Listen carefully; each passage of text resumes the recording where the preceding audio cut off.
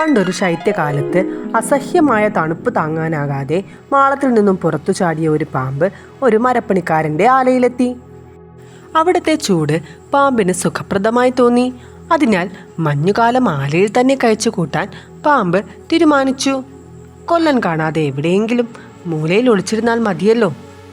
അങ്ങനെ ഒളിസങ്കേതം തിരഞ്ഞു നടക്കുന്നതിനിടയിൽ പാമ്പിൻ്റെ ശരീരം ഒരു വാളിൽ കൊണ്ടു. പാമ്പിന് വല്ലാതെ വേദനിച്ചു.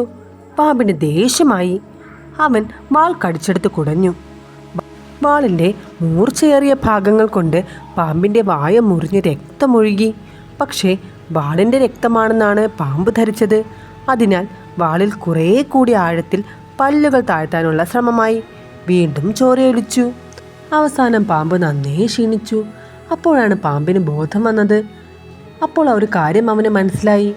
മുറിഞ്ഞത് തൻ്റെ വായയാണ്, ഒഴുകിയത് സ്വന്തം രക്തമാണ്. വാളിനൊരു ചുക്കും പറ്റിയിട്ടില്ല.